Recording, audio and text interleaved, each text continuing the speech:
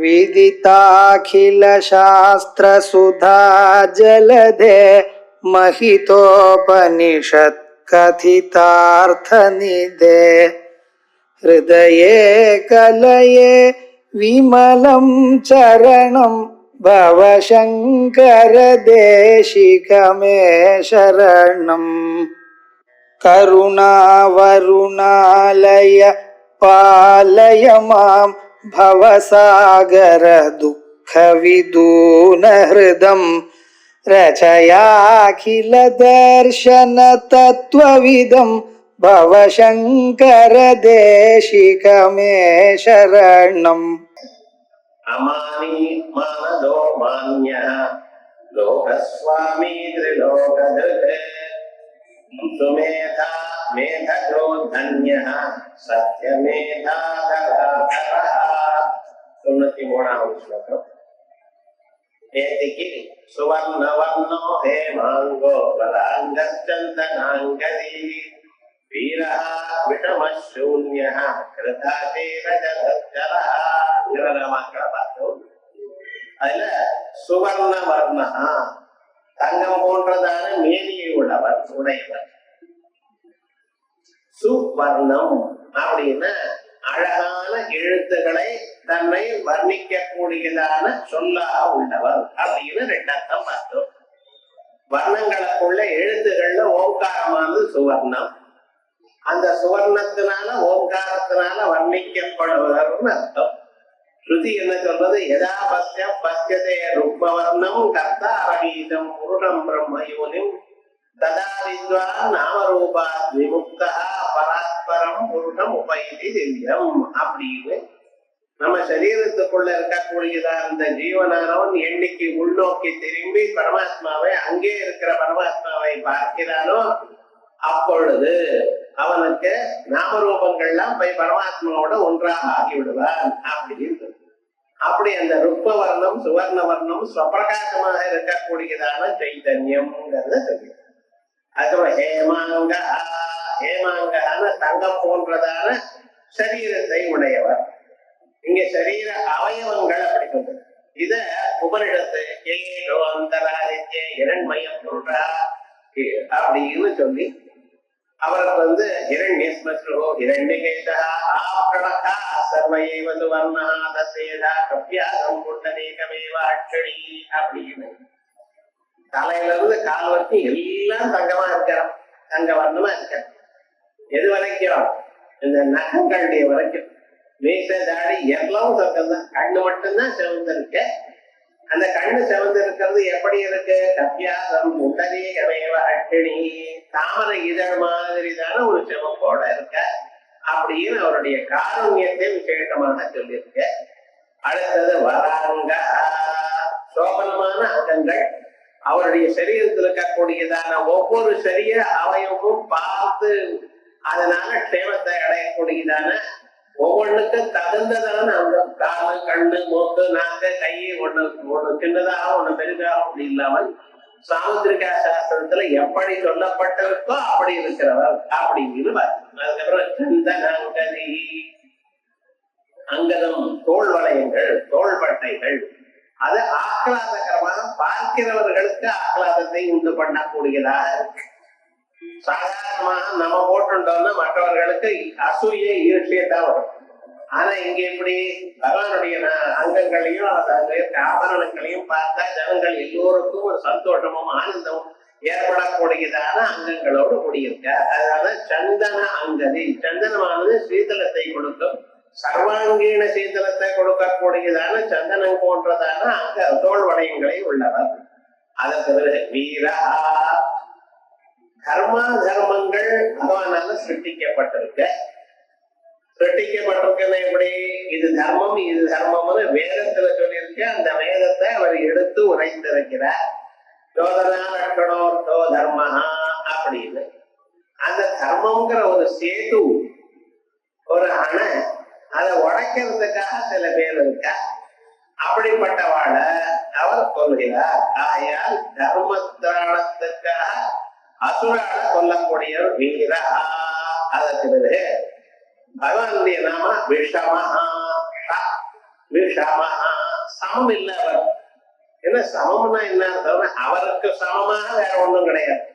உலகத்துல யாரு எது சொன்னாலும் எவ்வளவு அழகா இருந்தாலும் அவருடைய ஞானத்துக்கோ அவருடைய சக்திக்கோ அவருடைய மேனிக்கோ அவருடைய ஸ்வரூபத்துக்கோ அவருடைய ஆனந்தத்துக்கோ அவருடைய திருப்திக்கோ சமமாக யாரும் வர முடியாது. ஆயால் விஷமா சமோனாசிய வித்யதே நத்தத் சமோத்யதிகத்புதோன்யா. அவருக்கு சமமாகவே யாரும் இல்லைன்னா அதை விட வசதியா இருக்கிறவன் யார் இருக்க முடியும் அப்படின்னு சொல்றார். அதுக்கப்புறம் பகவான் சூன்யம்னு சொல்றார். ஏன் சுவாமி சூன்யம்னு சொல்றேன் அப்படின்னு என்னன்னா ஒரு விசேஷமும் அவரிடத்துல இல்ல. சாதாரணமா பூதி பிருதிவின்னா அதுல கந்தம் இருக்கும், ஜலம்னா தொட்டா செல்லுன்னு இருக்கும், நெருப்புன்னா தொட்டா எரியும், காத்துன்னா மேல பட்டா தெரியும். இதே போல ஏதோ ஒரு குணம் இருக்கும்.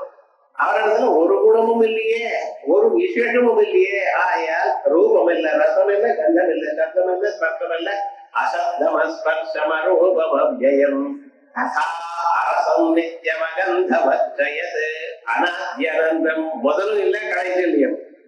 அநாத்யனந்தம் நிதாயதன் மிருத்யுமுக பிரமுச்சதே அப்படின்னு அப்படிப்பட்டதான ஒரு விசேஷமும் இல்லாத அந்த பரமாத்மாவை நாம் பார்க்கும் பொழுது என்னமா தோன்றது? ஓஹோ, அவரிடத்துல ஒரு விசேஷமும் இல்லாததுனால சூன்யமோ அப்படின்னு காணப்படுறதா? ஆயா சூன்யா. அதுக்கு மேல கிருதாசி. கிருதம்னா நெய்ன்னு அர்த்தம். நெய் நெருங்கிட்ட வந்ததுமே ஒழுகி போறது.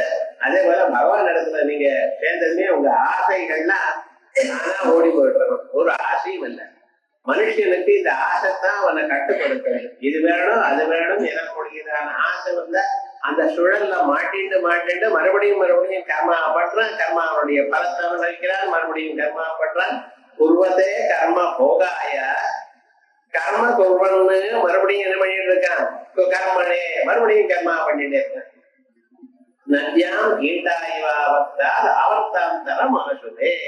நதியில ஒரு சுழல் வந்து இன்னொரு சுழல்ல மாட்டிக்கிறா போல அப்படியே சுழல்ல ஏறி குதிச்சுட்டு அங்கேயே இருந்துருக்கா சார். யாராவது ஒரு பரம காரணிகமான குரு வந்து அவரை தூக்கி விட்டாதான் அவனால முடியுமே தவிர தானா வர முடியாது. அப்படிப்பட்டதா இந்த கர்மாக்கள்லாம் இருக்கு. இது ஆசையினால ஏற்படுத்துறது. இந்த ஆசையெல்லாம் பகவான பார்த்த மாத்திரத்தினால என்ன ஆயிடுது? அது ஒழுகி போயிடுது, அப்படியே தானா இல்லாமல் போயிடுது. அப்படிப்பட்டவர் ஆயால் அவருக்கு கிருதாசி. அந்த கிருதம்னு சொன்னோம்னா எல்லா ஆசைகளும் அவரிடத்திலிருந்து போயிடுது. அதுவேல கிருதம்னா யஜ்யம். யஜ்யமானது எல்லா ஆசைகளையும் நிறைவேறக்கூடியதான யஜ்யஸ்வரூபமா இருக்க அப்படின்னு. அதுக்கப்புறம் அடுத்த நாம அகலகா சலகா. அகலகா சலகா பரஸ்பர விருத்தமா இருக்கேன்னு பார்க்கப்படாது. அவருடைய ஸ்வரூபத்துல இருந்தோ அவருடைய சாமர்த்தியத்துல இருந்தோ ஞானத்துல இருந்தோ குணத்துல இருந்தோ அவருக்கு சலனம் இல்லை. அவர் என்னைக்கும் தன்னிடத்திலிருந்து நழுவுவதில்லை. ஆயால் அவருக்கு அச்சலம்னு சொன்னேன். ஆனா அதே ஸ்வரூபம் வியாபாரிகமான வாயு ஸ்வரூபமாகவே அவர் இருந்திருக்கார். வாயுவானது ஓரிடத்துல நிற்காதவர். ஆயால் அவர் அச்சலனாகவும் இருக்கார், சலனாகவும் காணப்படுகிறார். அப்படின்னு அகல சலஹா அப்படிங்கிற நாமக்களை நேற்று பார்த்தோம். இன்னைக்கு அமானி மானதோ மான்ய லோகஸ்வாமி திரிலோகதிருகே சுமேதா மேதஜோ கன்ய சத்யமேதாதராதரா. முதல் நாம அமானி. இந்த அமானித்துவம் அதம்பித்துவம் அஹிம்சா சாந்தி ராஜவம் அப்படிங்கிற குணங்கள்னா நாம வரவழைச்சுக்கணும்னு பகவத்கீதையானது நமக்கு சொல்றது. பகவான் எப்படி இருக்கார்? அமானியா இருக்கார். இந்த பகவான் நம்ம தியானம் பண்ணோம்னா அந்த குணமும் நமக்கு வந்துடும். யதா யதா உபாசத்தை ததைவ பலம் பவதி அப்படிங்கிற நியாயம். தக்ரது நியாயம்னு பேரு. அதே போல அமானியா இருக்கக்கூடியதான பகவான நம்ம தியானம் பண்ணினோமையான நமக்கும் அமானித்துவம் கிடைக்கும். அமானித்துவம்னா என்னது? ஒரு பொருளை நான் என்று கருதுறது இருக்கே, எனது என்று கருதுறது இருக்கே, அதான் மானின்னு பேரு. இது எனது, நான் உயர்ந்தவன், நான் ரொம்ப வசதியா இருக்கிறவன், எல்லாரோட நான் சிரேஷ்டமா இருக்கேன், நல்ல குணங்கள் என்னிடத்துல இருக்கு அப்படின்னு தன்னை வசதியா நினைக்கிற மாதிரி அதான் மானின்னு பேரு. அந்த மானித்துவம் அவருக்கு இல்ல பகவான். ஆயால் அமானி. அனாத்ம பொருட்கள்ல நான் எனது எனக்குடையதான எண்ணமற்றவர். தன்னிடத்துலதான் தான் அபிப்பிராயம் இருக்கே, மற்ற பதார்த்தங்கள்ல நான் என்றோ எனது என்றோ இல்லை.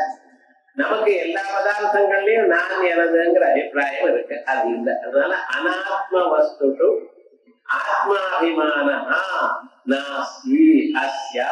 அதனால இவருக்கு அனாத்மாதியான சரீரம் என்ன, புலன்கள் என்ன, இவர்கள்லாம் நான் எனக்கூடியதான தோற்றம் இல்லை. நமக்கு பாருங்க, கண்ணு பார்த்ததுன்னா நான் பார்த்தேங்கிறேன், கால் நடந்தா நான் நடந்தேங்கிறேன். இந்த கண்ணு, காது, மூக்கு, நாக்கு, மனசு, புத்தி இவைகள் எல்லாத்துலயும் நான் இருக்கு. அவைகள் பண்ணக்கூடியதான செயலெல்லாம் நான் செய்தேங்கிற ஒரு எண்ணம் நமக்கு இருக்கோ இல்லையா, இதான் மாறிக்கும். அனாத்மாவான பொருளை நான் என்று கருதுதல் அது அவருக்கு இல்லை. அவருடைய சரீரம் நம்ம சரீரம் மாதிரி இல்லை, அது மாயாமயமான சரீரம். நம்ம சரீரமானது எப்படி இருக்கு?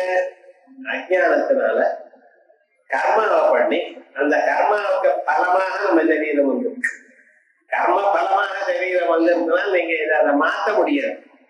பகவானுடைய சரீரம் என்னென்ன மாத்திக்கலாம். எப்படி வாமனாவதாரமா ரொம்ப குள்ளமா இருந்த ஒரே தரம் உலகார்ந்த பெருமாளா மாறிட்டாரோ, அது எப்படி சார் முடியும்? மாயிக்கணும். நம்ம சரீரம் அப்படியே தான் இருக்கு, அதை மாத்த முடியாது. 1 கிலோ வெயிட் குறைக்கிறதுக்காக இவன் பண்ற அவஸ்தை பாருங்க. என்னென்னமோ சிரமப்பட்டு போறான், அது பண்றான், இது பண்றான். ஆனா வீட்டுக்கு வந்தது 4 கிலோ ஜாஸ்தி ஆயிடும். என்ன சிரமம் பாருங்க. இவனுடைய கர்மாவனால ஏற்பட்டதான ஒரு சரீரம் இது. இது கொண்டு சிரமத்தினால ஒண்ணும் பண்ண முடியாது. மாயமான சரீரம் எதையாவது பண்ணலாம் அவருக்கு. ஆகையால் அவருக்கு சரீரத்துல ஆத்மாபிமானம் என்ன நமக்கு இருக்கு. அதோட ஸ்வச்ச சம்பேதன ஆக்கிரதே, அவருடைய ஸ்வரூபம் எப்படி இருக்கு? ஸ்வச்சமான சுத்தமான நான் எனக்கூடியதான தோற்றம் மட்டும் இருக்கு. புலன்கள் இவைகள்ல தோற்றம் இல்லாமலும் ஸ்வச்சமான ஆத்மாவில மட்டும் ஆத்மா எனக்கூடியதான புத்தியும் இருக்கு. நம்ம சரீரத்துல ஆத்மாவுக்கு மேல ஒரு 5 உரைகள் இருக்கு. அன்ன ரசமய கோஷம்னு ஒண்ணு வெளியில இருக்கு. அதற்குள்ள பிராணமய கோஷம், அதற்குள்ள மனோமய கோஷம், அதற்குள்ள விஞ்ஞானமய கோஷம், அதற்குள்ள ஆனந்தமய கோஷம். அதற்கும் உள்ளார ஆத்மா இருக்கு.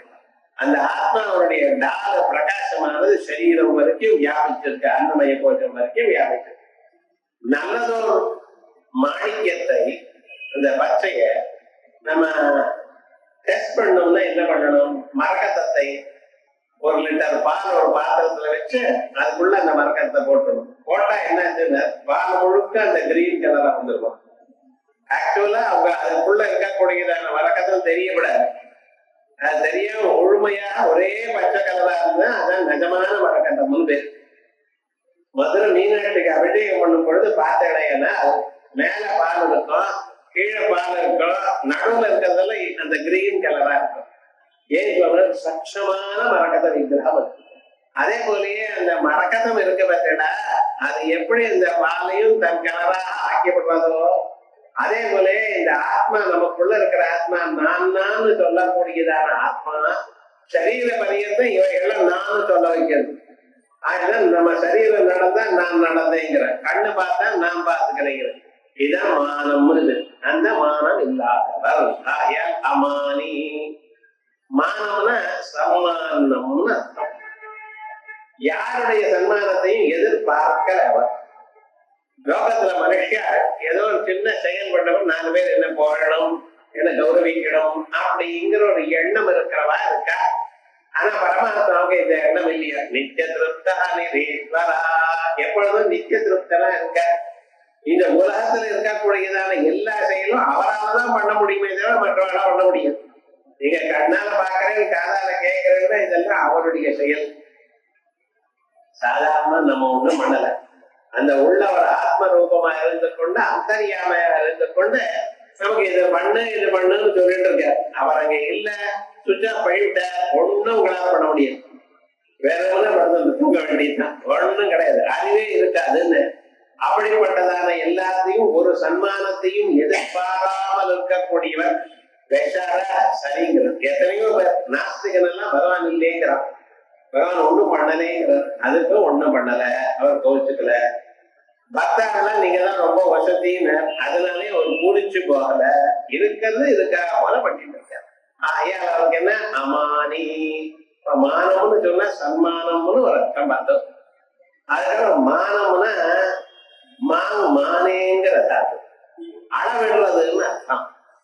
அவர் எதையும் அளவுக்கு அப்பாற்பட்டவராக இருக்க. நீங்க சாதாரணமாக அவரை தவிர மற்ற பதார்த்தங்கள் எது இருந்தாலும் அதுக்கு ஏதோ ஒரு அளவு இருக்கு, அளக்கலாம்.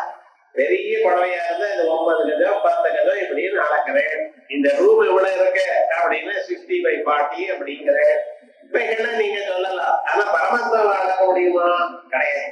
ஏன்னா தாவானஸ்ய மகிமா, அவருடைய மகிமை எவ்வளவு அவ்வளவுங்க ஸ்ருதி சொல்றது அவ்வளவு பெருசா. அதை விட பெரியவர் என்ன சுவாமி எப்படின்னா, இந்த உலகங்கள்லாம் இப்படி பாரோஸ்ய சர்வா பூதானி 14 புவனங்கள் எல்லாம் சேர்ந்து 1/4. பாதம்னா 1/4. அவன் மீதி 3/4 எங்க இருக்குன்னு திரிபாதஸ்ய அமிர்தம் திவி.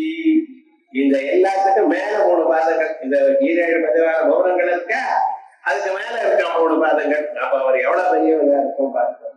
வேதமே அப்படி சொல்றது. ஆயால் அளவுக்கு உட்படாதவர். மானம்னு இங்க அளவுன்னு அர்த்தம். அப்ப என்ன அர்த்தம்? பரமானம்னு சொல்றோமோ இல்லையா, எப்படி அளக்கிறோமோ அப்படி. லிட்டருங்கிறான், கிலோங்கிறான், ஏதோ சொல்லிட்டு இருக்கான். அன்னைக்கு மாத்திட்டே இருக்கான். ஒரு காலத்துல எண்ணெய் எல்லாம் கிலோல கொடுத்துட்டு இருக்கான், இப்ப லிட்டர்ல கொடுப்பான். என்ன சுவாமி மாத்திட்டு இல்லைன்னு? அது அப்படித்தான். ஏதோ விதமா அப்படியே அப்பப்ப மாத்திட்டு இருக்கோமோ இல்லையோ நம்ம. அதே விதமா இந்த எந்த விதமான ஒரு அளவுக்கும் உட்படாதவர் அமானி. அமானிங்கிறதுக்கு 3 அர்த்தம் சொல்றேன். ஒண்ணு, அனாத்ம வஸ்துக்கள்ல நான் எனக்கூடியதான மானம் அபிமானம் இல்லாதவர் ஒரு அர்த்தம். 2வது, சன்மானத்தை எதிர்பாராதவர். 3வது அர்த்தம், அளவுக்கு அப்பாற்பட்டவர். இது 3 அர்த்தங்கள் அமானி. அதே போல மானதா ஸ்வமாயையா சர்வேஷாம் அனாத்மசு அபிமானம் ததாதி. லோகத்தில் இருக்கக்கூடியதான சாதாரண மனுஷியாள் அந்த வீடு உறவு அவளுக்கு வேண்டியதான பதார்த்தங்கள் அந்த சுழல்லையே மாட்டிட்டு சுத்திட்டு இருக்க. ஞாபகம் வச்சுக்கணும், மனுஷியாளுக்கு நான் எனக்கூடியதான அபிமானம், நமதுங்கிற ஒரு அபிமானம் அது விடாது.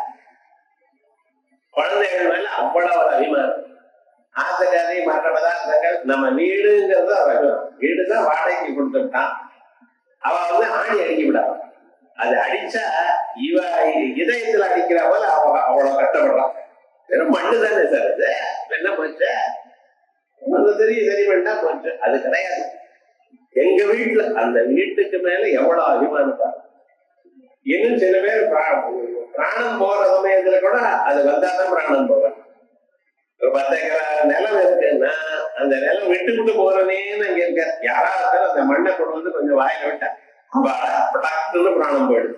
ஏன்னா அது மேல அவ்வளவு அபிமானம். மண்ணாசை, பெண்ணாசை, பொன்னாசைன்னு அந்த ஆசையானது சாதாரணமாக விடுறதில்லை மகிழ்ச்சியாக. இந்த அபிமானம் எப்படி கொடுக்கப்பட்டது? அஞ்ஞானிகளுக்கு தன்னுடைய ஸ்வரூபம் மறந்ததுனால இவை. அந்த பகவான் உள்ள இருக்க, அவரை நம்ம பார்க்கல, பார்க்க முயற்சி பண்ணல, ஓரளவுக்கு கூட நமக்கு அது தெரியல, அவரை பத்தி நாம் கொஞ்சமும் அறிய ஆசைப்படல. ஆகையால் என்ன ஆயிடுதுன்னு நமக்கு மற்ற பதார்த்தங்கள்ல அபிமானம் வந்தது. இந்த மற்ற பதார்த்தங்கள்ல அபிமானம் வரதுக்கு காரணம் பகவான மறைச்சதான மாய. ஸ்வமாயையா தன்னுடைய மாயினால் சர்வேஷாம் அனாத்மசு அபிமானம் ததாதி. அவளுக்கு அனாத்மக்கள்ல அபிமானத்தை கொடுக்கறதுனால அவருக்கு மானதா, மானம் அபிமானம், அபிமானத்தை கொடுத்தவர். ஆயால் மானதா. என்னென்ன பக்தானாம் சத்காரம் மானம் ததாதி. பக்தாளை என்ன பண்றாங்க? அவரால் சத்காரத்தை கொடுக்கிறார். உலகத்தை அவரை யார் நமஸ்காரம் பண்றாளோ அவளை எல்லாம் உலகம் போற்றும்படி பண்றாரா. அது ஒரு விசேஷம். பகவான நீங்க வணங்கினா உங்களை 100 பேர் வணங்குவார். நம்மளை 4 பேர் கௌரவப்படுத்தணும். நீங்க என்ன பண்ணணும்? பகவான தியானம் பண்ணணும். அது சுவாமாஸ்ரிதாகி ஆசிரியதாம் பிரயாந்தி.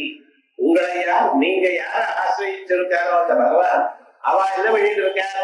உங்களுக்கு நல்ல சத்காரம் வரும்படி பண்ணிட்டு இருக்காரு. அதனால மானதா கௌரவத்தை கொடுப்பார். தன்னுடைய அவதாரங்கள்லயும் எத்தனையோ கௌரவங்கள்லாம் கொடுத்திருக்காரு அத்தனை பேருக்கும். குச்சேலனை கௌரவப்படுத்திருக்க. ஒண்ணுமே இல்லை, அப்படி பரம ஏழையா வந்த பகவானதான் வந்து பார்த்ததுமே என்ன, அவன் கேட்கணும், பணத்தை கேட்கணும் என்று நினைத்த கூட அனுப்பிச்சுருக்கா அவங்க ஆத்துக்காரு. வந்து கேட்டா பகவான பார்த்ததுமே அந்த குச்சேலனானவன் அந்த வீட்டு வாசப்படிக்கிட்ட மதைக்க வந்துட்டு இருக்க. அடுத்த கணத்துல இவர் ஆசனத்தை வந்து ஓடி போய் இவரை பிடிச்சுட்டு அவருக்கு கால நம்பி அந்த ஜலத்தை தலையில புரோட்டிச்சுட்டு ஓடி வந்து அவரை தன்னுடைய சீட்ல உட்கார வச்சுட்டு அத்தனையும் கதை பேசி அவருக்கு எல்லாம் பார்த்து அவரே ஆச்சரியப்பட்டு நம்ம பேட்டா ரெக்கக்னைஸ் பண்ணுவாரான்னு நினைச்ச வரவர் இவ்வளவு தூரம் அவருக்கு பண்ணி, அதுக்கப்புறம் நம்ம ஸ்கூல்ல படிக்கிற காலத்துல என்னென்ன பண்ணினோம் பார்த்தீங்கன்னா குறுக்கிறதுக்கு பழைய கதையெல்லாம் கேட்டி அவர் தலைப்புல வச்சுட்டு இருக்கக்கூடியதான மூட்டையை அவுத்து அதுல இருக்கக்கூடியதான அவல தான் சாப்பிட்டு அப்புறம் என்ன போயிட்டு வேணா அனுப்பிச்சுட்டார். விவகாரம் என்ன, இவரும் கேட்கல அவரும் ஒண்ணு கொடுக்கல. அதுக்கப்புறம் வந்து பார்த்தா வீட்டுக்குள்ள வெறும் குடிசை இருக்கிற இடத்துல பங்களா இருக்கு. தங்க செம்புல ஜலத்தை வச்சுட்டு ஆத்துக்காரி காத்துட்டு இருக்க, வாங்க காலு முறை. இவ்வளவு ஐஸ்வர்யம் எப்படி வந்ததுன்னு, எப்படி வந்தது பகவான் இருக்கிறார். அப்படி ஒரு சத்காரம் ஒரு மானம் பண்ணின. அதே போலயே பீஷ்மாச்சாரியரை கௌரவம் பண்ணியிருக்கார், நாரதரை கௌரவம் பண்ணியிருக்கார். அவதாரங்கள்ல அவர் பண்ணியிருந்தானே எத்தனையோ பேர்களுக்கு உயர்ந்ததான ஒரு பதார்த்தங்களை கொடுத்திருக்கார். அப்படிப்பட்டதான சொல்றப்ப மானதா தான ததாதின்னு அர்த்தம். பக்தானாம் தன்னுடைய பக்தர்களுக்கு சத்காரம் மானம் ததாதி, சத்காரத்தை பண்ணியிருக்கார். அது மட்டும் இல்ல, மானதான என்ன அர்த்தம் தெரியுமா? மானத்தை கொடுப்பவர், சன்மானத்தை கொடுப்பவர், அபிமானத்தை கொடுப்பவர். இந்த தாங்கிற ஒரு பதம் இருக்கு, ததாதீதிதா ததானேங்கிற அர்த்தம் பண்ணிக்கலாம்.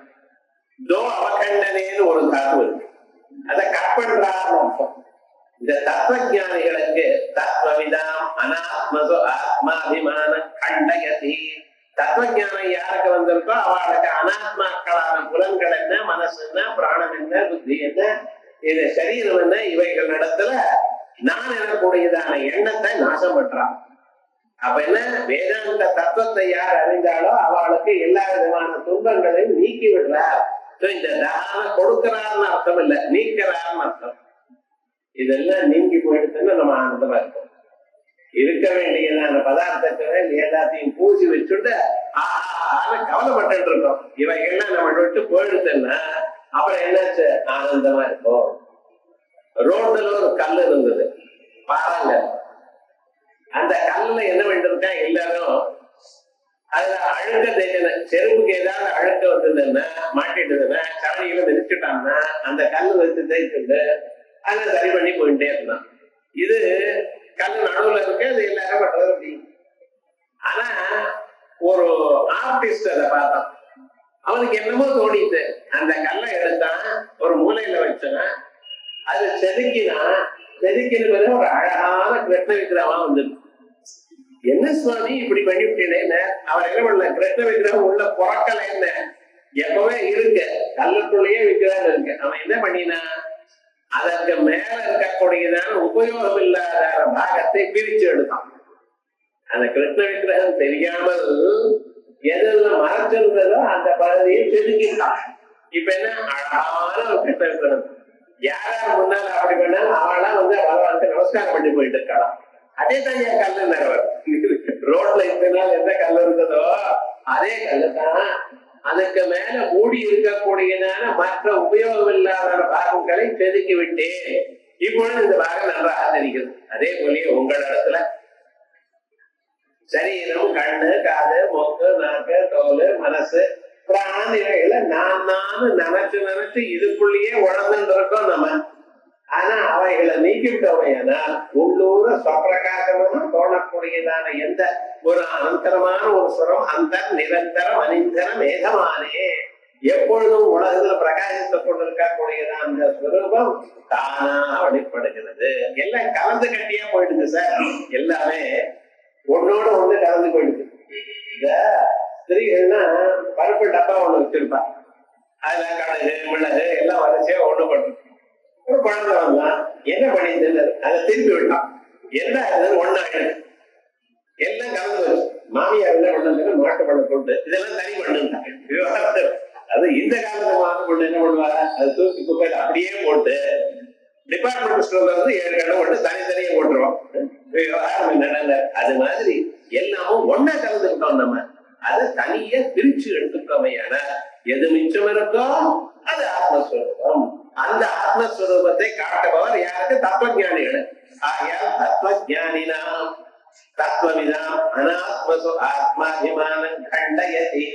அனாத்மாவான பொருள்கள் ஆத்மாபிமானத்தை நீக்கி சுத்தமான அந்த சிவஸ்வரூபத்தை, சைத்தன்ய ஸ்வரூபத்தை நமக்கு காட்டுறவர். ஆகையால் அவருக்கு மானதா அப்படின்னு. அதோட இல்ல, உலகத்தில் இருக்கிற எல்லோருக்கும் அளவை கொடுத்திருக்க. சொல்வா தமிழ்ல ஒரு வச்சனம், ஆட்டுக்கு வாழ அளந்து கொடுத்திருக்கார் பகவான். அதே மாதிரி ஒவ்வொருத்தருக்கும் இவ்வளவுதான், அதுக்கு மேல கிடையாது. ஏன் சுவாமின்னு, அவன் ஜன்மாந்தரத்துல எந்த புண்ணிய பாபம் பண்ணிட்டானோ அதுக்கு தகுந்த போல சரீரம், தகுந்ததான அறிவு, தகுந்ததான பதார்த்தங்கள் எல்லாம் அவர் அளந்து கொடுத்திருக்காரு. எதையும் ஜாஸ்தி கம்மியாக முடியும். பகவான விஷமமா இருக்கான்னு சொல்லாதீங்க. யாராருக்கு எந்தெந்த அளவுக்கு புண்ணிய கர்மா இருக்கோ அவளுக்கு அந்தந்த அளவு கொடுத்திருக்காரு. அதனாலதான் நம்ம கையிலேயே 5 விரல் ஒன்னா இருக்கும். ஒண்ணு குண்டா திக்கா பவர்ஃபுல்லா இருக்கு, ஒண்ணு இந்த காரணத்துல இருக்கிறது சின்னதா இருக்கு, ஆனா அதே இடத்துல ரொம்ப ஒல்லியா இருக்கு. ஏன் சுவாமி, அந்த கைகளில் இருக்கக்கூடியதான ஒவ்வொருவருக்கும் ஒரு வேலை. அதே விதமாகத்தான் உலகத்துல இருக்கக்கூடியதான ஒவ்வொரு வியக்திக்கும் அவனும் பண்ணிட்டதான கர்மாவனால தகுந்தா போல சில பேருக்கு அழகான சரீரம், சில பேருக்கு சாதாரண சரீரம், சில பேருக்கு அழகான புத்தி, உயர்ந்ததான ஒரு புத்தி, சில பேருக்கு சாதாரணம். சில பேர் வாய் திறந்து வீசினாலே நல்ல வார்த்தையே வந்து, சில பேர் வீசினா ஏண்டான்னு வருது. பேச்சே அவன் கொண்டு விடுறாங்க, எரிச்சு விடுறான் பாருங்க. பேசியே எரிச்சு விடுறான். சில பேர் கண்ணால பார்த்தே எரிச்சு விடுறான். அப்படின்னு பார்த்தாங்கன்னா அடுத்த நாள் உங்களுக்கு யாரு வந்துடும். என்னடா நல்ல கண்ணுன்னு அப்படி சில பேருடைய சொன்னப்போ அப்படி. இதெல்லாம் ஏன் இப்படி கொடுக்கிறாரு பகவான்? நீங்க ஒண்ணும் கேட்க முடியாது. ஏன் தெரியுமா? நான் பகவத்வரமும் ஜன்மாந்தரத்துல அவன் என்னென்ன கர்மா பண்ணிட்டானோ அது போல. ஆகையால் மானதா அவளுக்கு அளவை இப்படித்தான் இருக்கணும் அப்படின்னு கொடுத்தவன். கொடுத்த பிறகு நீங்க இம்ப்ரூவ் பண்ணிக்கலாமா? நிச்சயமா பண்ணிக்கலாம். அதையும் பகவான் நான் இதை கொடுத்திருக்கேன். அதுக்கப்புறம் உன்னுடைய கர்மாவனால, உன்னுடைய பக்தியினால, சத்சங்கத்தினால எல்லாத்தையும் விட்டுக்கிறேன். அதை நம்ம ஞாபகம். சத்சங்கமானது என்ன பண்றது? நம்ம மனசுல இருக்கக்கூடியதான கெட்ட எண்ணங்களை அழித்து விடுகிறது. நல்ல எண்ணங்கள் மேலோட நிற்கிறது. நல்ல எண்ணங்களோட நீங்க நல்ல காரியத்தை பண்ணீங்கன்னா உங்கதான பலத்தை அனுபவிக்கிறேன். ஆனா அந்த சத்சங்கம் கிடைக்கல, மனுஷன் பழைய மாதிரியே அது என்ன இருக்கோ அப்படியே மாட்டிட்டு சுழல்ல மாட்டிட்டு இருக்கான். ஆகையால் பகவானுக்கு மானதா, இப்படி மானதாங்கிறதுக்கு அபிமானத்தை கொடுப்பவர் ஒண்ணு, பக்தாவுக்கு அபிமானத்தை நீக்குபவர்னு அர்த்தம். தத்துவஞானிகளா இருக்கிறவர்களுக்கு ஆத்மாபிமானத்தை நீக்கி ஸ்வப்பிரகாசமான சைத்தன்யத்தை காட்டுபவர்னு அர்த்தம். முக்தியை கொடுப்பவர்னு ஒரு அர்த்தம். இப்படி அர்த்தங்கள் பார்த்தோம். அமானி மானதா. அப்புறம் எல்லோராலையும் பூஜிக்க தகுந்தவர், பூஜிக்கப்படுறவர் யாரு? பரமாத்மா. அதனால அவருக்கு மான்யா. உலகங்கள் எல்லாம் அவரை ஸ்தோத்திரம் பண்றது. எங்க ஸ்தோத்திரம் இருக்கணும் தெரியலையே. நீங்க ஒண்ணும் தெரிஞ்சுக்க வேண்டாம். இப்ப பாருங்க, நம்ம கண்ணு, காது, மூக்கு, நாக்கு இருக்கோம் இல்லையா? இவைகள்லாம் என்ன பண்றது? இவைகள் உள்ள இருக்கிற பரமாத்மாவை எப்பொழுதும் எதிர்பார்க்கணும். ஒரு கணம் அந்த பரமாத்மாவுடைய சகாயம் இல்லைன்னா இவையெல்லாம் பார்க்க முடியும். நான் பிராணேன நான் பானேன மத்தியோ ஜீவதி கஷ்டனா இதரேனது ஜீவந்தி எஸ்மின்னேதாவ பாக்ரதோ. மூச்சு காத்த உள்ளையும் வெளியிலையும் போறதுனால்தான் வாழ்ந்துட்டு இருக்கா? கிடையாது. அதுக்கு மேல ஏதோ ஒண்ணு இருக்கு. வெறும் மூச்சு காத்த மிருத சரீரம் இருக்கு, ஏற்பாடி இருக்கு. அதுக்குள்ள மிஷின்னால காத்த உள்ள விட்டு வெளியில விட்டுன்னு பிறக்குமா? அது வளர்வானா? கிடையாது.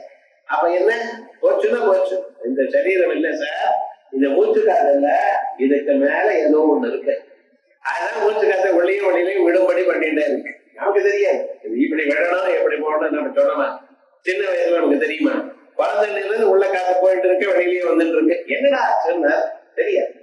உள்ள இருக்கிற ஆத்மா என்ன பண்ணிட்டு இருக்க? உன்னுடைய சரீரம் வாழணுமே, ஆனால் இது இப்படி பண்ணணும் அப்படின்னு. அதே போலயே அந்த உள்ள இருக்கக்கூடியதான சைத்தன்யத்தை அந்த மத்திய வாமனமாசீனம் விஸ்வே தேவா உபாசதே. மத்திய நடுவில் வாமனா, வமனீய எல்லோராலையும் உயர்ந்ததான ஒரு பதார்த்தமா அந்த ஒரு ஸ்தோத்திரம் பண்ணக்கூடியதான பதார்த்தத்தை விஸ்வேதேவா உபாசதே. விஸ்வேதேவா புலன்கள் உபாசிக்க. நீங்க தான் பகவான் இல்லைன்னு சொல்றேன். அவங்க புலன்கள்லாம் என்ன பண்றதா உள்ள அவர் இருக்கணும். அவர் கிளம்பி போயிட்டாரையானால் நம்மளால முடியாது. அவரே வேண்டான்னு அவருடைய சர்வெண்ட் ஒருத்தர் இருக்கார். யாரு? பிராணங்கிறவர். அவரே இந்த கிளம்பினா அதெல்லாம் தன்னுடைய இடத்தை தரத்தை பிடிச்சிட்டு அவஸ்தப்படுறது அப்படின்னு பிரசனாத்மத்துல சொல்லுது. ஆயால் அப்படிப்பட்டதான பரமாத்மா உலகத்துல எல்லோராலையும் போற்றப்படுபவர் அவர். ஆயால் சர்வ மானனீயா, சர்வை மானனீயா, எல்லோராலையும் துதிக்கப்படுபவர். பூஜனீயா ஏ சர்வேஸ்வரத்வாத, எல்லாரையும் தானே கண்ட்ரோல் பண்ணிட்டு இருக்க. அப்படிப்பட்டதான உலகத்துல இருக்கக்கூடியதான எல்லோராலையும் எப்பொழுதும் துதிக்கப்படுகிறவர். வேதங்கள் எல்லாம் அவரை துதித்துக் கொண்டிருக்க, உபனிடத்துகள்லாம் அவரை துதிக் கொண்டிருக்க. அப்படிப்பட்டதாக உயர்ந்தவர். மாத்யா, அவர் யார் சுவாமினர்? லோகஸ்வாமி. நாம என்ன பண்றோம்? நமக்கு சொத்தை விளையுமே சுவாமின்னு சொத்தை உடையவர் சுவாமி. நம்ம என்ன பண்றோம்? ஒரு 10 லட்சம் இருக்கு சார் அப்படின்னு. அது இன்னைக்கு வேல்யூவே இல்லைன்னு ஒரு காலத்துல 10 லட்சம் ரொம்ப பெரிய அமௌண்ட். இப்ப 10 லட்சம் என்ன சார் வருது? ஒரு வருஷத்துக்கு 1 லட்சம் வட்டி என்ன ஆகும் அதனால அப்படிங்கிற அவர் எப்படி இந்த சின்ன சின்ன விவகாரம். நமக்கு ஒரு வீடு இருக்க, பிளாட் இருக்குன்னா எவ்வளவு உள்ள போய் பார்த்தா என்ன 400 ஸ்கொயர் ஃபீட். இந்த பக்கம் அந்த பக்கம் திரும்பினா அவன் போயிடுது. அதுக்கு வேற கட்டில் போட்டிருக்கான், சோஃபா போட்டிருக்கான். அது இல்லாம நடக்காத வாழ்க்கை. அவ உட்கார்ந்து எழுதுக்கிறது கூட இடம் இல்லை அப்படின்னா இவன் வாழ்ந்துட்டு இருக்கான். நம்ம கொஞ்சம் யோசனை பண்ணி பார்க்கணும். நம்ம எப்படி முன்னால வாழ்ந்தோம், இப்படி வாழ்ந்தோம். ஒரு 100 வருஷத்துக்கு முன்னால வாழ்ந்தது வழி பாருங்க. அக்ரஹாரம் இருக்கும். அக்ரஹாரத்துல வீடு என்ன 3 கட்டுமா, மினிமம் 3 கட்டுங்க. முதல் கட்டுல எல்லாமே வாரம் நடக்கும். நடுக்கட்டுல இருந்து சமையல் இவைகள்லாம் நடக்கும். லாஸ்ட் கட்டுல மற்ற பதார்த்தங்கள்லாம் இருக்கும். இப்படி 3 கட்டு மாறி காலம் எழுந்து அது பெருக்க ஆரம்பிச்சேன்னா 1.5 மணி நேரம் அது பெருக்கிறதுக்கு முழுக்கிறதுக்கு வாரம் முழுக்க. என்ன சுவாமி அவ்வளவு ஆனந்தமாக வாழ்ந்தார். என்ன ஸ்பேஸ், என்ன விஸ்தாரமாக விசாலமாக அவளுடைய மனசும் அப்படி இருந்தது. நம்ம வாழறதே குறுகினதாக இருந்துருக்கோம். இப்படி உங்களுடைய சொத்து அந்த வீடு இருக்கு. முன்காலத்துல வீடு இருக்குன்னு ரொம்ப பெருசு. இப்ப வீடு இருக்குன்னா சரி இருக்கு. ஏன்னா உங்க வீட பத்தி எனக்கு தெரியாத என்ன நெருப்பெட்டி மாதிரி ஒண்ணு மேல ஒண்ணு வச்சிருக்கோம், அவ்வளவுதானே தவிர இது வீடுன்னு சொல்லலாமா என்ன? தனியா இல்ல. கீழே கிரவுண்டு உங்களுக்கு சொந்தம் இல்ல, மேல சவரம் உங்களது இல்ல. என்னடா அது இருக்கிற வரையும் தான் நடுவுல நீங்க இருக்கு, அவ்வளவுதான் விவகாரம்னு. அப்படி இருக்கக்கூடியதான் இந்த பதார்த்தத்தை எனது என்னுடைய சொத்து அப்படிங்கிறான். இந்த தமிழ்ல சொத்துங்கிறல, ஆனா சம்ஸ்கிருதத்துல ஸ்வத்வம். இந்த ஸ்வத்வம் உடையவர் சுவாமி. பகவானுக்கு சொத்து என்னன்னு கேட்டான். இந்த உலகம் தான்ட்டான். ஒரு ஒண்ணும் இந்த உலகத்துல எத்தனை பதார்த்தம் எல்லாம் அவருக்கு சேர்ந்ததுன்னு, அவருக்கு சேர்ந்தத நாம் நமதுன்னு ரிஜிஸ்டர் பண்ணிக்கிறோம். எந்த அளவுக்கு தப்பு பார்த்தீங்களா? அது வேற ரிஜிஸ்ட்ரேஷன் சார்ஜஸ் 13% 14% ஆயிடுச்சு. அழுது என்னடா இது நம்ம பேரு எனதுங்கிறோம். இது யார் தெரியுமா? நான் உலகத்தான் அவரது. அவர் போட்ட பிச்சை விவகாரமா அவருக்கு சேர்ந்தது. நம்ம பேர்ல நம்ம ஏதோ வச்சுட்டு இருக்கோம். அது மாதிரி என்ன இந்த அப்பா சொல்றாரு, இது என் வீடுன்னு. பையன் செஞ்சுதான் உங்க வீடு இல்ல, நீங்க கூட சம்பாதிக்கல, தாத்தா சம்பாதிச்ச சொத்து. தாத்தா சம்பாதிச்ச சொத்து இவருக்கு என்னதுங்கிறார். அதே மாதிரிதான் நம்ம எல்லாம் பரமாத்மா சொத்தை நம்ம சொத்துன்னு சொல்லிட்டு இருக்கோம். பரமாத்மா என்ன? லோகஸ்வாமி, லோகங்களுக்கு சுவாமி. இந்த லோகம் அந்த லோகம் இல்ல. உலக பூலோகம், புவர்லோகம், மகாலோகம், தபோலோகம், சத்தியலோகம், இப்படிப்பட்டதான எல்லா லோகங்களுக்கும் சுவாமியா இருக்கிறவர் லோகஸ்வாமி. சதுர்தசானாம் லோகானாம், 14 லோகங்களுக்கும் ஈஸ்வரனாக இருக்கிறார். ஆகியால் அவருக்கு என்ன பேரு? லோகஸ்வாமி. அதுக்கப்புறம் திரிலோகத்ருக், பகவான் என்ன பண்ணிருக்காரு? மூலகத்தையும் தரித்துக் கொண்டிருக்கிறார், மூலகத்தையும் காப்பாற்றிக் கொண்டிருக்கிறார். உலகம் என்ன? 3 லோகங்கள் சொல்லுறோம். அதே போல பூத பவிஷ்யத் வர்த்தமான காலங்களை எல்லாம் அவர் தான் தெரிவித்தார். எல்லா காலங்களும் அவரால் தான் ஓடிக்கொண்டிருக்கார். அதுக்கப்புறம் அகார உகார மகார ரூபமா இருக்கக்கூடியதான விஸ்வ தைஜச பிராஜ்ஞால அவர் தான் தெரிந்து கொண்டிருக்கார். ஏன்னா துரியத்துக்குள்ளத்தானே இவைகள்லாம் இருக்கு. இருக்கிறது துரிய நிலை தான். ஒரு எலக்ட்ரிசிட்டி வெறும் வெறும் பல்பா இருந்தாலும் சில நேரம் சிவப்பாகவும் சில பேர் வஞ்சடாகவும் சில விதத்துல பச்சையாகவும் காணப்படும். இருக்கிறது ஒரே லைட் தான் சார். உள்ள பல்பு வெளுப்பா இருக்கிற பல்பு தான். அதுக்கு மேல இருக்கக்கூடியதா இந்த கிளாஸ் எப்படி வெவ்வேறு கலரை கொடுக்கிறதோ அதே போல பூத வாழ்க்கை நத்தகாரமோ சப்த ரஜஸ்தமோகங்களோ பூவாசுவாயங்கிற லோகங்களோ எல்லாத்தையும் அவர் தான் தரிச்சுட்டு இருக்கார். அந்த துரிய சுரூபமா இருந்து கொண்டு இதுக்கு அதிஷ்டானமா இருந்து கொண்டு எல்லாத்தையும் காப்பாற்றி கொண்டு இருக்கார். ஏன் பகவானுக்கு என்ன தெரியலோக அவர் தன்னுடைய அவதாரங்கள்ல எல்லா பதார்த்தத்தையும் தான் தாங்கி காணிச்சார். கிருஷ்ணாவதாரத்துல மலையை தான் தாங்கினார். எப்படி தாங்கினார்? சின்ன கட்டவரல வச்சுட்டு உலகம் முழுக்க பெரிய மலையை தாங்கினார். அதே போலயே க்ஷீரசாகரத்தை பார்க்கடலை கடையும் பொழுது அந்த மண்டல பர்வதமான சமுத்திரத்துக்குள்ள விழாமல் என்ன பண்ணிட்டு இருக்க தான் ஆமையா ஒரு அவதாரத்தை எடுத்து அதை உங்களுக்கு இப்ப இங்கேயும் மலையை தூக்கினார், அங்கேயும் மலையை தூக்கினார். இது மலையை தூக்குறதுங்கிறது சர்வசாதாரண மேல ஒரு நாமாவ தரா தரா அப்படின்னு சொல்லப்படுற அப்படின்னு என்ன எல்லாத்தையும் உலகத்தை முழுக்க தூக்கக்கூடியவர். அதோட மட்டும் இல்ல ஆதி வராகனா இருந்து கொண்டு இவ பூமண்டலம் எல்லாம் என்ன ஆயிடுது, ஒரு ராட்சசம் கிரண்யாட்டன்கிறவன் இந்த பூமியை ஒரு பாயாட்டு சுருட்டி பாத்தாங்க லோகத்தை கொண்டு போயிட்டான். தேவதைகளுக்கெல்லாம் என்னடா யஜ்யாங்கள்லாம் வரவே இல்லை. யாராவது யாகம் பண்ணிதானே அவளுக்கு போய் சேரும். பூமியில இருந்தா தானே என்ன அது ரொம்ப நாளா வரலையேன்னு பார்த்தா பூமியே கிடையாது. தேவதான் பிரம்மதேவன் நீங்க என்னமோ உலகத்தை சுட்டி பண்ணினே அது பண்ணேன்னு இப்ப ஒண்ணுமே கிடையாது. திருப்பி பார்த்தா ஒண்ணு காணும். என்ன பண்றது? மகாவிஷ்ணுவை கேட்டார். மகாவிஷ்ணுவை கேட்டதுமே மகாவிஷ்ணு ஒண்ணு சிரிச்சுட்டாரு. என்ன ஆயிடுதுன்னு பிரம்மதேவனுக்கு ஒரு தும்மல் வந்தது. ஒரு தடவை தும்பினார். அவர் மூக்கில இருந்து வெளியில வந்திருந்தான் சின்ன குட்டியா அவர் பண்ணி அது அங்கிருந்து பூமிக்குள்ள வளர்ந்து கீழே ஜலத்துக்குள்ள வரத்துக்குள்ள அது வளர்ந்துருதுன்னா ஞான அளவுக்கு வளர்ந்துதான். வளர்ந்து நேர பாதாள நோக்கத்துக்கு போய் என்ன பண்ணிட்டு இரண்யாட்டனோட சண்டை போட்டு அந்த பூமியை தன்னுடைய கொம்பால எடுத்து வந்து சமுதிரத்துக்கு மேல நிக்க வச்சிருக்கான். இப்ப சமுதிரத்துக்கு மேலதான் பூமி நிக்கிறதுன்னு மத்தியானம் டிவியில சொல்றோம். உலகம் முழுக்க சமுத்திரமா இருக்குன்னா எங்க பார்த்தாலும் ஜலந்த ஒண்ணும் தெரியல. அப்படி 4-5 நாள் மழை பெய்யறது இவ்வளவு தூரம் வந்துட்டு இருக்கேன், எங்க பார்த்தாலும் சமுத்திரம் மாதிரி இருக்கேன்னு. அது மாதிரி இந்த சமுத்திரத்துக்கு மேல என்ன பண்ணி வச்சிருக்க, இந்த ஜலத்தை இந்த பூமியை நிக்க வச்சிருக்க. பூமியை தாங்கினவர் ஆதிசேஷனாக அவதாரம் பண்ணி என்ன பண்ண எல்லா பவனங்களையும் அதை தாங்கிட்டு இருக்க. தாங்கி திரிலோகம் இருக்குன்னு சொல்லணுமா? எத்தனை திருஷ்டாந்தங்கள், எத்தனை விவகாரங்கள் நம்ம யோசனை பண்ணி பார்த்தோமே. ஆனால் அந்தந்த புராணங்கள்ல அங்கெங்க இந்த பூமியை தாக்கிக்கும். சதா தாரீம் கஸ்மை தேவாய அபிஷாவிதேமா.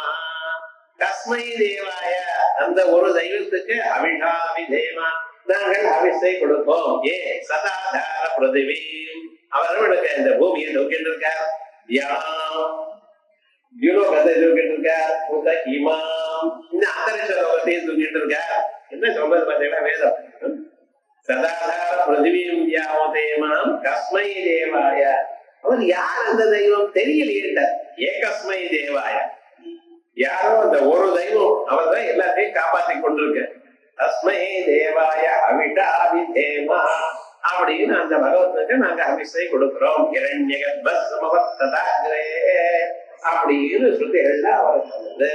அப்படிப்பட்டதான ஒரு ஸ்வரூபம். அதாவது அவர் தராத்திரிலோகத்திற்கு மூலத்தை தரித்தவர். சதுர்தசானாம் லோகானாம் ஈஸ்வரத்வாத் லோகஸ்வாமி திரிலோகான் தாரயதி இது திரிலோகத்திற்கு. அதுக்கு பிறகு சுமேதா அவருடைய அழகான ஒரு அறிவு. சோபனா மேதா பிரக்ஞா அஸ்யாயிதி சுமேதா. அவருடைய அறிவு இவ்வளவு அவ்வளவுன்னு சொல்ல முடியாது. நம்ம மனசுல என்னென்ன இருக்கோ அதெல்லாம் அவர் அறிகிறார். நீங்க எதை நினைக்கிறேனோ எதை அறிகிறேனோ உங்க மனசுக்கு பின்னால இருந்து அவர் அறிகிறார். அது ஒரு சிஸ்டம் வச்சிருக்க. உலகத்துல எந்தெந்த பிராணி அறியறதோ அது அந்த பிராணி அறியறது மட்டும் இல்ல, ஆட்டோமேட்டிக்கா அவருக்கும் போகுது. பின்னால அவருக்கு உங்க மனசை படிச்சுட்டு இருக்க, மனசுக்கு சாட்சியா இருக்க. என்ன ஆயிடுச்சுன்னா ஒரு டெர்மினல் அடிச்சா அந்த சர்வருக்கு எப்படி போயிடுறதோ அதே விதமா ஆட்டோமேட்டிக்கா போறது சார். வியாசாச்சாரியர் அன்னைக்கே கண்டுபிடிச்சிருக்காரு. எங்க நீங்க வண்டினாலும் இந்த சென்ட்ரல் ஆபீஸ் போய் சேர்றா போல நீங்க அனுப்ப வேண்டியது இல்லை, தானா தெரியும். உங்க மனசுல ஒரு எண்ணம் வந்ததுமே ஓஹோ இப்படி எண்ணிட்டு இருக்கானா தெரியும். அதனால இன்கம் டாக்ஸ் ஏமாத்தலாம், கமர்ஷியல் டாக்ஸ், சேல்ஸ் டாக்ஸ் இவாளை ஏமாத்தலாம். ஒவ்வொருத்தருக்கும் ஒவ்வொரு கணக்கு நீங்க போடலாம். ஆனா பரவாயில்ல என்ன நீங்க கணக்கு போடுறதுக்கு முன்னாலே ஓஹோ இவன் இப்படி போடுற அப்படின்னு ஒரு தெரிஞ்சு போயிடுச்சு. என்ன பண்றது? அப்படி சுமேதா இன்னும் சோபனமான மேத பிரஜை அவருக்கு இருக்கு. இது அதிசுந்தரமாக அவருக்கு நித்தியம் அசிச் பிரஜா மேதையோ இது சமாசாந்த அசிச் இது அசிச்சு பிரத்ய சுமேதா சுமேதஸ் அப்படின்னு இருக்கணும். அது சகாராந்தமா இருக்கிற சப்தமா இருக்கிறது சுமேதா. அசித் பிரத்யம் எப்படி இருந்தது? நித்தியம் அசித் பிரஜா மேதையோ பிரஜாங்கிற பொருளுக்கும் மேதங்கிற சப்தத்துக்குத்தான் இந்த ரெண்டு வரும். அயம் சுமேதா ஒரு அர்த்தம், மேதான யஜ்யம்னு அர்த்தம். இந்த யஜ்யமானது நல்ல யஜ்யஸ்வரூபமாக வருதுன்னு இருக்க. யஜ்ய யாகங்கள்ல நம்ம பார்த்தோமையான அது புண்ணியம். நீங்க பண்ணணும்னு இல்லை, பார்த்தாலே புண்ணியம். அந்த யஜ்யத்தினுடைய காத்து மேல புகை மேல விழுந்தாலே புண்ணியம். ஹோமாதிகள்லாம் பண்றாங்க, அந்த புகையானது மேல விழுந்தாலே புண்ணியம். ஏன் சரீரத்தில் இருக்கக்கூடியதான தோஷங்களை நீக்கிறது, மனசுல இருக்கக்கூடியதான மலங்களை நீக்கிறது. ஏன் அங்க இருக்க துதிக்கப்படுவர் பகவான். ஆகையால் அவர் எப்படிப்பட்டவர்? சுமேதா. அதுக்கு பிறகு மேதஜா மேதே அத்வரே ஜாயதே இது மேதஜா. யஜ்ஞத்துல வந்து பிறந்தவர். புத்திரார்த்தம் ஹயமே தேன யஜ்ஞாமி திவ ஜன்மமா ததகம் யஜ்ஞமிச்சாமி ஹயமே தேன கர்மணா அப்படின்னு வால்மீகி ராமாயணத்துல 60,000 வருஷம் குழந்தை பறக்கவும் எதிர்பார்த்திருக்காங்க. ஒன்னும் பறக்கல. இந்த வம்சம் எல்லாம் அதுக்கப்புறம் ராஜா இல்லாம அழிஞ்சு போடுவோம் ரொம்ப கஷ்டப்பட்டேன். ஒரு நாளைக்கு வசிஷ்டத்தை கூப்பிட்டு, அப்பா புத்திரார்த்தம் ஹயமே தேன பிள்ளை வேணுங்கிறத அஸ்வமேத யாகம் பண்ணலாம்னு நினைச்சதுக்கே யக்ஷாமி திமதிர்மமா ததகம் யக்ஷமிச்சாமி ஹயமே தேன கர்மணா அஸ்வமேத யாகத்தை பண்றேன்னு நினைச்சது. இந்த அஸ்வமேத யாகத்துக்கு என்ன விசேஷம்னு வேதத்துல சொல்லிருக்கக்கூடியதான எல்லா ஈட்டிகளும் எல்லா பசுக்களும் எல்லா ஹோமங்களும் அதுக்குள்ள எல்லாரும் ஒரு தடவை முதல்ல இருந்து கடைசி வரைக்கும் எல்லா யாகங்களும் பண்ணணும். அதான் அஸ்வமேத யாகத்துக்கு விசேஷம். அப்படி இந்த கர்மா பண்ணினோம் என்னென்ன தடங்கள் வாழ்க்கையில இருக்கோ எல்லாமும் போயிடும்னு சொல்றது. அயன் பண்ணட்டுமான்னு கேட்டாரா. அவர் சொன்னா சந்தோஷம் பண்ணுங்க, அது பண்ணினா நிச்சயமா பறக்கும்ல. இங்க வீட்டுக்கு வாத்தியாரா இருந்து 60,000 வருடம் எனக்கு குழந்தை பிறக்கலைன்னு தெரிஞ்சுண்டு இந்த நாள் தூங்கிட்டு இருந்தா ஒண்ணு சொல்லாம அப்படின்னு இல்ல. சுமந்திரர் அப்படி சொல்றாரு, அப்படின்னு சொல்லப்படாது. அவர் ரொம்ப பெரியவர் தான். இந்த எண்ணம் உங்களுக்கு வரணும்னு காத்துட்டு இருக்கேன். எப்ப எண்ணம் வரும் அப்ப நம்ம சொல்லி கொடுக்கிறோம். என்ன தகுந்த காலம் வர வேண்டாமா வந்திருக்கு. இது முன்னாலேயே சொல்லியிருக்க, நாங்க பண்ணுவோம் அப்படின்னு சொல்லி வசிஷ்டர் எல்லாத்தையும் பண்ணிவிட அதுக்கு அந்த யஜ்யத்துல வந்து இதை பண்ணின பிறகு புத்திரகாமயத்தை யாகம் பண்ணினார்.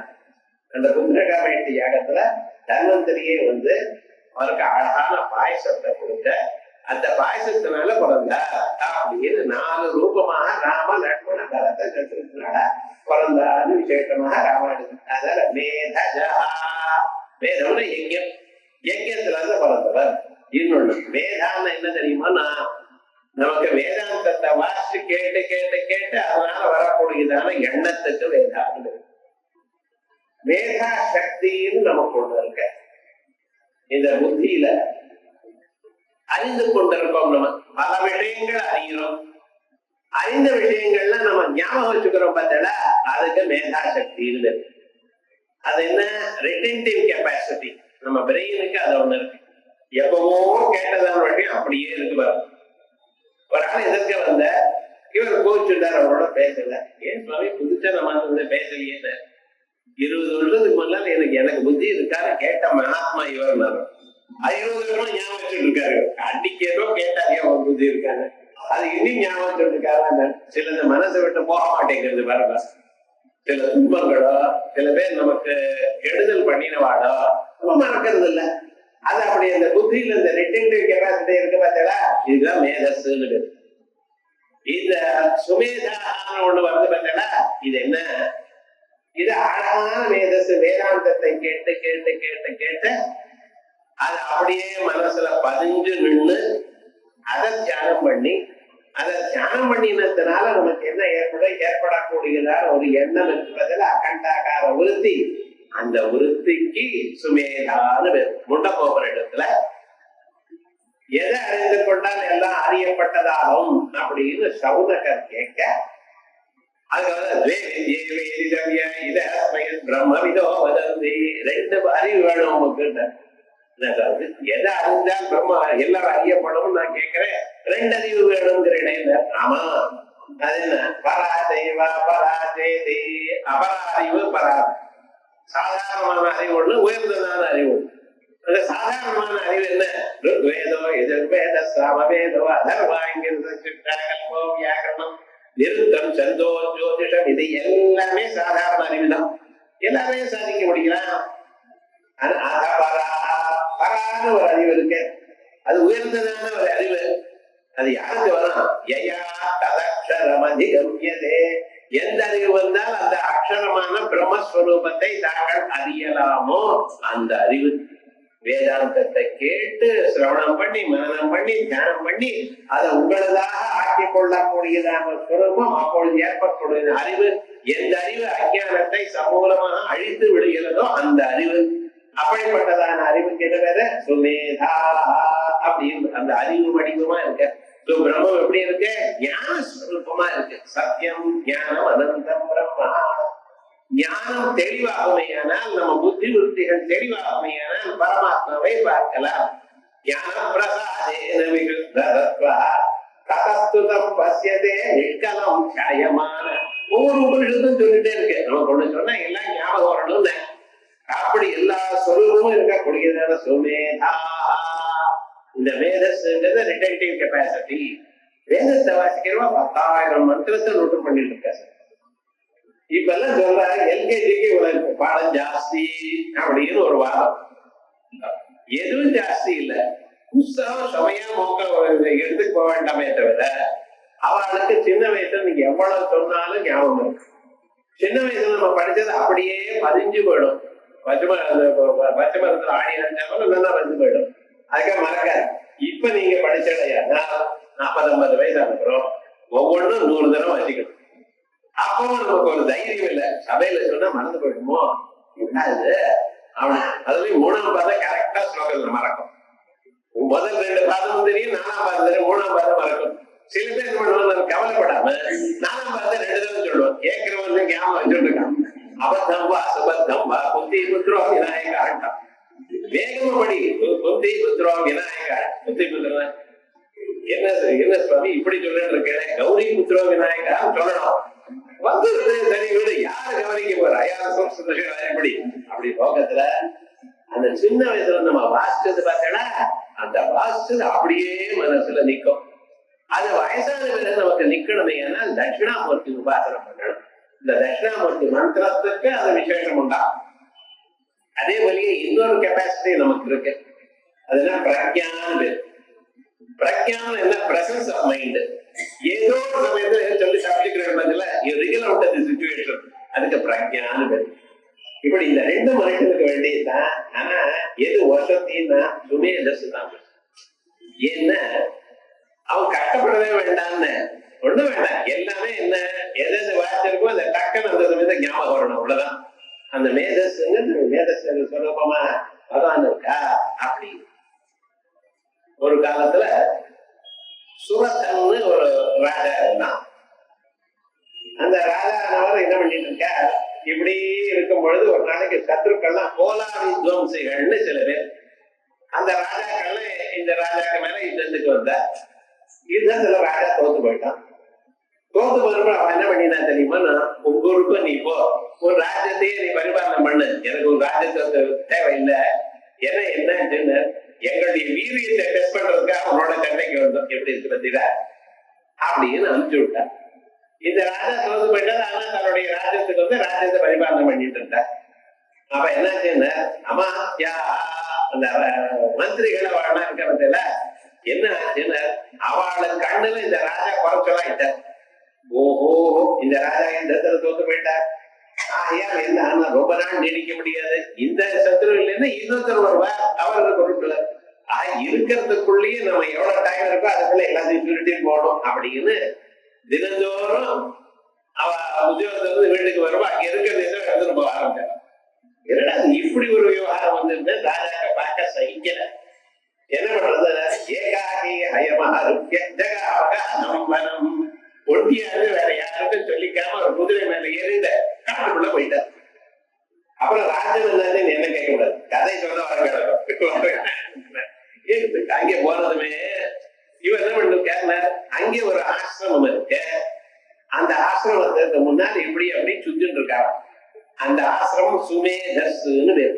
அந்த சுமேதஸ்னுடைய ஆசிரமம். சுமேதஸ்மையாலே வசிஷ்டருக்கு இன்னொரு பேர். அந்த ஆசிரமத்துல இப்படி அப்படி சுத்திட்டே இருக்காரு.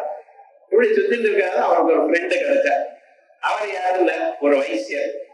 அந்த வைசியர் என்ன பண்ணிட்டு இருக்காரு, அவர் வந்து இப்படி ஏகாந்தமா உட்காந்து கவலைப்பட்டு உட்கார்ந்துட்டு இருக்காரு. இந்த ராஜா அவர் போய் கேட்கிறார், இந்த சுரசங்க ராஜா அவர் போய் கேட்கிறார், என்ன கவலைப்பட்டு உட்கார்ந்துட்டு இருக்கல, என்ன ஏது, என்ன சமாச்சாரம் அப்படின்னு கேட்கிறார். நான் என்ன பண்றது, நிறைய பெரிய கடை வச்சிருந்தேன், நிறைய பிசினஸ் எல்லாம் இருந்தது. ஆனா என்னுடைய பசங்களும் ஆத்துக்காரியும் ஒன்னா சேர்ந்து நான் ஏதோ ஒரு விவகாரமா எங்கிட்ட கையெழுத்து வாங்கி எல்லாத்தையும் தனதா ஆகிண்டான். எனக்கு ஒண்ணுமே கிடையாது. அதோட மட்டும் இல்லாம வீட்டை விட்டு விரட்டி அனுப்பிச்சுட்டான். வேற வழி இல்லாம இங்க இருக்கேன். அதுக்கு கவலைப்படுவானே, வந்துட்டு இல்லையா, அவனுடைய ஆசிரமம் இருக்கு, வேற வேலைக்கு சாப்பாடு போடுவா, சௌக்கியமா சாப்பிட்டு தூங்க வேண்டியதானே. நீ தான் பண்ணிட்டு இருக்கிறாரு கேட்கிற. இல்ல சுவாமி, நமக்கு ஒரே கவலை, அந்த எந்த யானையை நான் ஏறிட்டு இருந்தேன்னா அந்த யானைக்கு தீனி போட்டாலும் நீயோ ஒரு கவலை. அந்த ராஜா இங்க போனாலும் நான் எவ்வளவு கஷ்டப்பட்ட பணத்தை சம்பாதிச்சேனோ அந்த கோஷோபலம் ஜாபகிருதம் அந்த கோஷங்கள்லாம் எல்லாத்தையும் சாப்பிட்டாலோன்னு ஒரு பயம். இப்படி எல்லாம் மனசுல கவலையா இருக்குன்னு எனக்கும் அதேதான் கவலை. எந்த ஆசைக்கார குழந்தைகளை என்ன கவனிக்கலையோ என் மனசு அவளை விட்டு போக மாட்டேங்குது அப்படின்னு ஒரு கவலையா இருக்கு. சரி, நம்ம ரெண்டு பேரும் ஈக்குவலா தான் இருக்கோம். வீட்டுல இருந்து விரட்டி அனுப்பிச்சிருக்கா, வந்துட்டோம், ரெண்டு பேரும் ஒரு இடத்துல சேர்ந்துருக்கோம், அவரை சுமேதஸ கேட்போம் அப்படின்னு இந்த சமாதிங்கிற ஒரு வைசியனும் சுரதன் எனக்கூடியதான ஒரு ராஜாவும் ரெண்டு பேரும் சேர்ந்து சுமேதஸ்ங்கிற ஒரு ஆசிரமத்துக்குள்ள போறது. அப்புறம் அவர் சொல்ல அம்பாடி விசேஷம் சொல்லி கதைகள்லாம் சொல்லி சும்பதி சும்பாள கொண்டதான சரித்திரம், மகிழாசுரனை கொண்டதான சரித்திரம், அதுக்கப்புறம் மேல இருக்கக்கூடியதான அவளுடைய சரித்திரம், இவைகள்லாம் சொல்லி விசேஷமாக சைவ சர்வேஸ்வரேஸ்வரி அந்த அப்பாட தியானம் பண்ணுங்க அப்படின்னு சொல்லி வழிகாட்டி அவளுக்கு முக்தியை கொடுத்ததான ஒரு திவ்யமான ஒரு சரித்திரம். அங்க சொன்னவர் யாரு, சுமேதஸ். இந்த சுமேதாக்கள் அங்கே வருது. மேதே அர்த்தரே ஜாயதே இது சுமேதா மேதஜா கிருதார்த்தா தன்யா. லோகத்துல வாழ்க்கையில தன்யன் யாருன்னு பகவான். ஏன்னா அவர் என்ன நினைச்சாலும் அதை பண்ணிட்டார் சார். நாமெல்லாம் காரணம் இன்னைக்கு இது பண்ணணும் அப்படின்னு லிஸ்ட் எழுதிக்கிறோம். என்ன ஆச்சுன்னா 50% ஆகல. ஒரு நாளைக்கு நினைச்சது ஒண்ணுமே ஆகல. என்னடா ஆச்சுன்னு காரணம் யாரும் பேச வந்த பந்துக்கள் பேசிட்டே இருக்காரு சார். விடாத ஒரு காரியமும் பண்ண முடியாம போயிடும். அப்ப என்ன, ராத்திரி வந்து பார்த்தேன் அந்த காயத்தை எழுதுனா இத்தனை நினைச்சோம் முடியல, கிழிச்சு போட்டாங்க. என்ன பண்ண முடியும், அப்படி நாம நினைச்சதெல்லாம் நமக்கு முடியல. ஆனா பகவான் என்ன பண்ணிருக்காரு, அவர் எதை நினைச்சாரோ உலகத்தை படைக்கணும் பண்ணிவிட்டார், உலகத்தை காப்பாற்றணும் பண்ணிருக்கார், உலகத்தை துர்த்தாரசமாக பண்ணணும் பண்ணிவிட்டார், நல்லது பண்ணணும் பண்ணிருக்கார். உலகத்துல இருக்கிற எல்லாவற்றையும் தான் எதை கடத்தினாரோ எல்லாத்தையும் செய்து கிருத்தா கிருத்தம் கிருத்தா அர்த்தா ஏன, அதனால கிருத்தார்த்தன் ஆயிட்டான் அப்படின்னு விசேஷமா பகவானுக்கு கிருத்தார்த்தா. அதற்கு சத்தியமேதா சத்யா அவதிதா மேதா அஸ்யா இது சத்தியமேதா. மாறாததான எண்ணம் உண்டவர். நம்ம அப்பப்ப நம்ம அறிவை மாத்திக்கிறோம். ஒரு காலத்துல ஒரு மாதிரி, ஒரு காலத்துல ஒரு மாதிரி நமக்கு தகுந்தாப்பால மாத்திருக்கோம். ஒருத்தர் ரொம்ப நம்புறேன், அதுக்கப்புறம் அவரை ஒரு மாதிரி பார்க்கிறேன், இன்னொருத்தர் ஓஹோ இப்படிங்கிறேன், இப்படி நம்மளுடைய எண்ணங்கள்லாம் மாறிட்டு இருக்கு. ஆனா அவருக்கு மட்டும் ஒரு நாளும் மாறாததான எண்ணம் உள்ளவர், உயர்ந்ததான ஒரு எண்ணமாகவே உள்ளவர் சத்யமேதா. அதற்கு பிறகு தரா தரா, பூமியை தரித்தவர். இதுக்கு அர்த்தம் முன்னாலே சொல்லிட்டேன். அம்சைஹி அசேஷைஹி சேஷாத்யைஹி, ஆதிசேஷனாகவும் கிருஷ்ணனாகவும் அதே போலயே வராகமூர்த்தியாகவும் அல்லது கூர்மாவதாரத்திலையும் இவைகள்ல இந்த பூமியை தரித்தவர், மலைகளை தரித்தவர், மலஸ்வரூபமாகவே இருக்கிறவர். இந்த உயர்தர ஹிமாலயம் மேரு இப்படிப்பட்ட பர்வதங்கள் சுரூபமாக தான் இருக்கார். ஆகையால் அம்சைஹி அசேஷை சேஷாத்யைஹி அசேஷாம் தராம் தாரயன்னு தரா தரா, இப்படி பகவானுடைய திவ்யமான நாமாக்கள்ல அமானி மானதோ மான்யா லோகஸ்வாமி திரிலோக திருக் சுமேதா மேதஜோ தன்யா சத்யமேதா தரா தராங்கிற நாமாக்கள் வச்சு பார்த்தோம். இவன் தேஜோ மிருடோத்யுதிதர சர்வ சஸ்திரபிருத அம்பர பிரகிரஹோ நிகிரஹோ வியக்ரஹ நைக ஸ்ருங்கோ கதாக்ரஜ அப்படின்னு ஒரு நாமாக்கள்.